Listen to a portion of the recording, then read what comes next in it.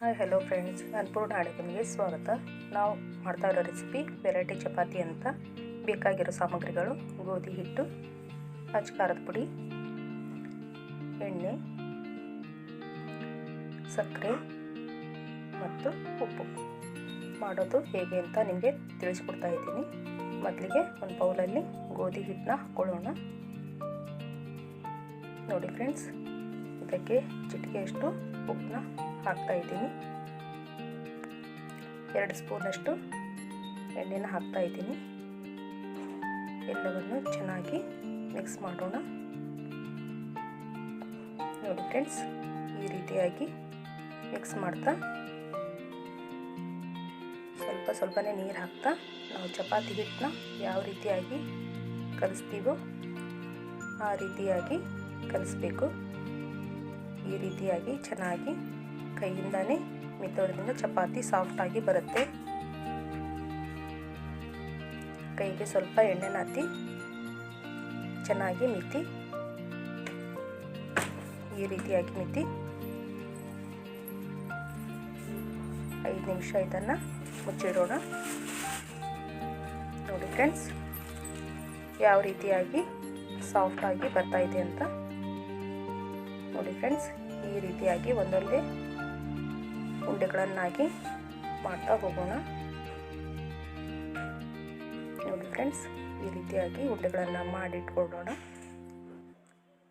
ನಂತರ ಅದಕ್ಕೆ ಹಿಟ್ಟಿನಲ್ಲಿ ಹತ್ತಿ ಇಡೋದ್ರಿಂದ, ಒಂದೊಂದಾಗಿ ಇಡೋದ್ರಿಂದ ಮಾಡೋದಕ್ಕೆ ಈಸಿಯಾಗಿ ಬರುತ್ತೆ. ಇದರಲ್ಲಿನೇ ನಾನು 3 ಥರ ಚಪಾತಿನ ನಿಮಗೆ ಹೇಳ್ಕೊಡ್ತಾ ಇದ್ದೀನಿ. ನೋಡಿ ಫ್ರೆಂಡ್ಸ್, ಈ ರೀತಿಯಾಗಿ ಎಲ್ಲವನ್ನು ನೀಟಾಗಿ ಇಡ್ತಾ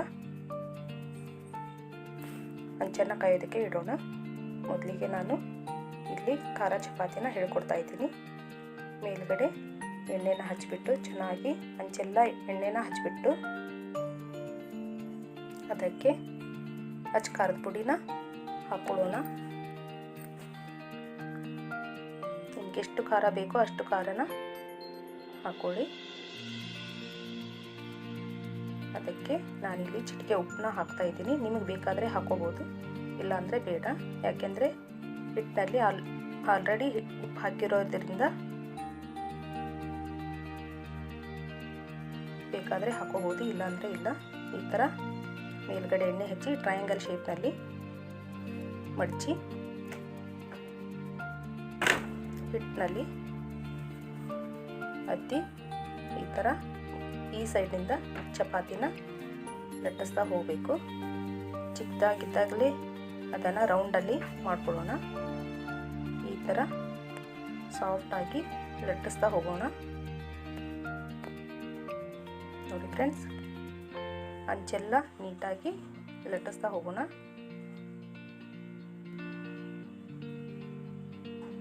ಈ ಥರ ಖಾರ ಹಾಕಿ ತಿನ್ನೋದ್ರಿಂದ ನೆನೆಸ್ಕೊಳ್ಳೋಕ್ಕೆ ಏನೂ ಬೇಕಾಗಲ್ಲ. ಸ್ವಲ್ಪ ತುಪ್ಪನೇ ಹಾಕಿ ತಿಂದರೆ ಚೆನ್ನಾಗಿರುತ್ತೆ.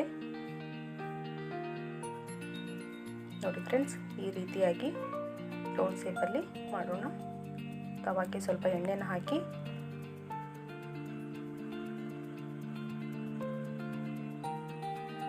ಮೇಲ್ಗಡೆ ಸ್ವಲ್ಪ ಎಣ್ಣೆನ ಹಾಕೋಣ. ನೋಡಿ ಫ್ರೆಂಡ್ಸ್, ಈ ರೀತಿಯಾಗಿ ಮೇಲ್ಗಡೆನೂ ಎಣ್ಣೆ ಹಾಕಿ. ನೋಡಿ ಫ್ರೆಂಡ್ಸ್, ಯಾವ ರೀತಿಯಾಗಿ ಉಬ್ಬಿ ಬರ್ತಾ ಇದೆ ಅಂತ ನಿಮಗೆ ಗೊತ್ತಾಗ್ಬೋದು. ಯಾವ ರೀತಿ ಸಾಫ್ಟಾಗಿ ಚಪಾತಿ ಆಗಿದೆ ಅಂತ. ನೋಡಿ ಫ್ರೆಂಡ್ಸ್, ಹಗುರವಾಗಿ ಈ ಥರ ಮಡಚಿ ಹಾಕ್ಬೋದು. ಈಗ ಬೇರೆ ಚಪಾತಿನ ಹೇಳ್ಕೊಡ್ತಾ ಇದ್ದೀನಿ. ಪ್ಲೇನ್ ಚಪಾತಿ. ಆಲ್ಮೋಸ್ಟ್ ಆಲ್ ಇದನ್ನು ಎಲ್ಲರೂ ಮನೆಯಲ್ಲೇ ಮಾಡೇ ಮಾಡ್ತಾರೆ. ಈ ಥರ ಸಾಫ್ಟಾಗಿ ಚಪಾತಿ ಬರೋದು ಕಡಿಮೆನೇ. ನೀವು 8 ತಾಸು ಗಂಟಲೇನೂ ಚಪಾತಿ ಇಟ್ಟರೆ ಸಾಫ್ಟಾಗೇ ಇರುತ್ತೆ, ಹಾರ್ಡ್ ಆಗೋಲ್ಲ. ನೋಡಿ ಫ್ರೆಂಡ್ಸ್, ಈ ರೀತಿಯಾಗಿ ರೌಂಡ್ ಶೇಪಲ್ಲಿ ಚಪಾತಿನ ಮಾಡೋಣ.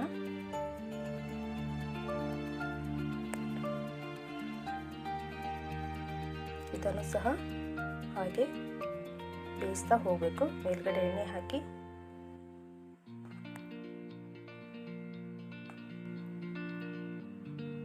ಚೆನ್ನಾಗಿ ಬೇಯಿಸ್ತಾ ಹೋಗಬೇಕು.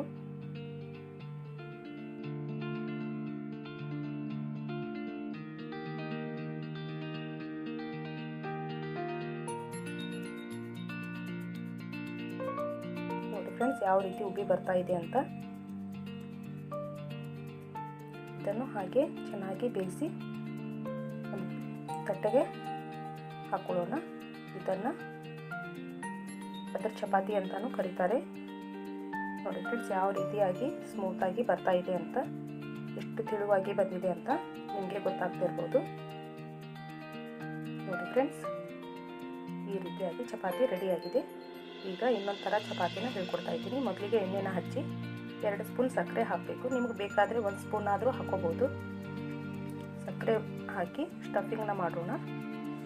ನೋಡಿ ಫ್ರೆಂಡ್ಸ್, ನಾವು ಹೋಳಿಗೆ ಯಾವ ರೀತಿಯಲ್ಲಿ ತುಂಬ್ತಾ ಇದ್ದೀವೋ ಆ ರೀತಿ ಸಕ್ಕರೆನ ತುಂಬಿ ಹಿಟ್ಟಿನಲ್ಲಿ ಅದ್ದಿ ಸಾಫ್ಟಾಗಿ ರೌಂಡ್ ಶೇಪ್ನಲ್ಲಿ ಚೆನ್ನಾಗಿ ಲಟ್ಟಿಸ್ತಾ ಹೋಗೋಣ. ಮಕ್ಕಳಿಗೆ ಇದನ್ನು ತುಪ್ಪ ಹಚ್ಚಿ ಕೊಡೋದ್ರಿಂದ ಮಕ್ಕಳು ತಿಂತಾರೆ. ಗೆಸ್ಟ್ಗಳು ದಿಢೀರಂತ ಮನೆಗೆ ಗೆಸ್ಟ್ಗಳು ಬಂದಾಗ ಈ ಥರ ಸ್ವೀಟ್ನ ಮಾಡಿ ತುಪ್ಪ ಹಾಕಿ ಕೊಡೋದ್ರಿಂದ ಎಲ್ಲರೂ ತುಂಬ ಇಷ್ಟಪಡ್ತಾರೆ. ನೋಡಿ ಫ್ರೆಂಡ್ಸ್, ಯಾವ ರೀತಿಯಾಗಿ ಬರ್ತಾ ಇದೆ ಅಂತ. ಇದಕ್ಕೆ ಮೇಲ್ಗಡೆ ಸ್ವಲ್ಪ ಎಣ್ಣೆನ ಹಾಕೊಳ್ಳೋಣ. ಬೇಕಾದರೆ ನೀವು ತುಪ್ಪನೂ ಹಾಕೋಬೋದು. ನೋಡಿ ಫ್ರೆಂಡ್ಸ್, ಈ ಚಪಾತಿನ ಬೇಯಿಸಬೇಕಾದ್ರೆ ಮೀಡಿಯಂ ಫ್ಲೇಮ್ನಲ್ಲಿಟ್ಟು ಬೇಯಿಸ್ತಾ ಹೋಗಬೇಕು. ಯಾಕೆಂದರೆ ಸ್ವಲ್ಪ ದಿಪ್ಪ ಇರೋದ್ರಿಂದ ಚೆನ್ನಾಗಿ ಬೇಯುತ್ತೆ. ಮೇಲುಗಡೆನೂ ಸ್ವಲ್ಪ ಎಣ್ಣೆನ ಹಾಕಿ ಚೆನ್ನಾಗಿ ಬೇಯಿಸ್ತಾ ಹೋಗಬೇಕು. ಯಾಕೆಂದರೆ ಇದು ಸ್ವಲ್ಪ ದಿಪ್ಪ ಇರೋದ್ರಿಂದ ಮೀಡಿಯಂ ಫ್ಲೇಮ್ನಲ್ಲಿಟ್ಟು ಬೇಯಿಸ್ತಾ ಹೋಗಬೇಕು. ನೋಡಿ ಫ್ರೆಂಡ್ಸ್, ಇದು ಯಾವ ರೀತಿಯಾಗಿ ಉಬ್ಬಿ ಬರ್ತಾ ಇದೆ ಅಂತ. ಇದು ಕೂಡ ಸಾಫ್ಟಾಗಿ ಬರುತ್ತೆ. ನೋಡಿ ಫ್ರೆಂಡ್ಸ್, ಯಾವ ರೀತಿಯಾಗಿ ಚಪಾತಿ ರೆಡಿಯಾಗಿದೆ ಅಂತ. ಇದನ್ನು ಎಲ್ಲರೂ ಇಷ್ಟಪಟ್ಟು ತಿಂತಾರೆ. ಈಗ ಒಂದು ಪ್ಲೇಟ್ಗೆ